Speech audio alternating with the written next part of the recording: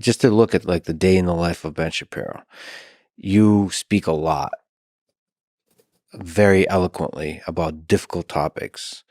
What goes into the research, the and you always look pretty like energetic and like you're not exhausted by the burden, the heaviness of the topics you're covering day after day after day after day.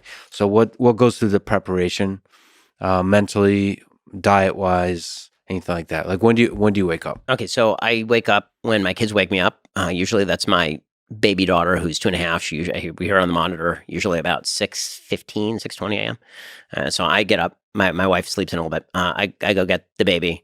Then my son gets up, and then my oldest daughter gets up. I have 8, 6, and 2. The boy's the middle child. Is that both a source of stress and happiness? Oh my God, it's the height of both, right? I mean, it's the source of the greatest happiness. So the way that I characterize it is this: when it comes to sort of kids in life. So when you're single, your boundaries of happiness and unhappiness, you can be a 0 in terms of happiness, you can be like a 10 in terms of happiness. Then you get married and it goes up to like a 20 and a -20 because your happiest stuff is with your wife, and then the most unhappy stuff is when something happens to your spouse. It's the worst thing in the entire world. Then you have kids and all limits are removed. So the best things that have ever happened to me are things where I'm watching my kids and they're playing together and they're being wonderful and sweet and cute and I love them so much.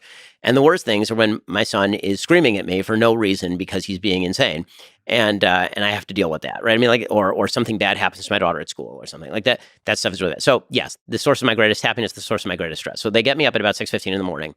I feed them breakfast. I'm kind of scrolling the news while I'm making them eggs, and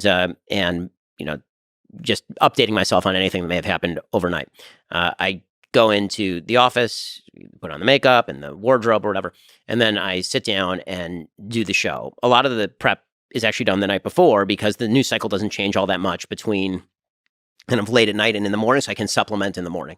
So I do the show. So a lot of the preparation, like thinking through what are the big issues in the world, is done the night before. Yeah, I mean, and that's reading, pretty much all the legacy media. So I rip on legacy media a lot, but that's because a lot of what they do is really good, and a lot of what they do is really bad. I cover a lot of legacy media, so that's probably covering Wall Street Journal, New York Times, Washington Post, Boston Globe, Daily Mail. And then I'll look over at some of the alternative media. I'll look at my own website, Daily Wire. I'll look at Breitbart. I'll look at The Blaze. I'll look at maybe The Intercept. I'll look at a bunch of different sources, and then I will look at different clips online. So Mediaite comes in handy here. Grabian comes in handy here. That sort of stuff, because my show relies very heavily on being able to play people so you can hear them in their own words. And so that's sort of the media diet. So I sit down, I do the show, and then once I'm done with the show, I usually have now it's like 11:15 in the morning maybe, because sometimes I'll pre-record the show. So it's 11:15 in the morning. I'll go home, and if my wife's available, I'll grab lunch with her. If not, then I will go and work out. I try to work out like 5 times a week with a trainer, something like that. And then I will just regular gym stuff.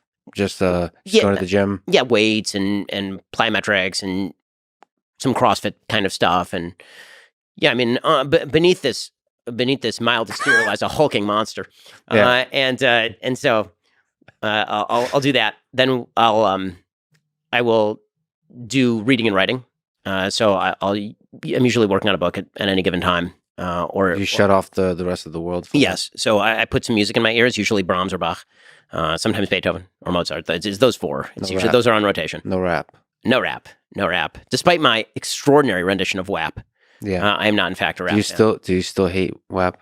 The song? It's I will say I do not think that it is the peak of Western civilized art. Okay. I don't think that 100 years from now people will be gluing their faces to a WAP and protest at the environment. But Brahms and the rest will be still around. Yes. Okay. I would assume if people still have a functioning prefrontal cortex and any sort of taste. Strong words from Ben Shapiro. All right. So you got some classical music in your ears and you're focusing.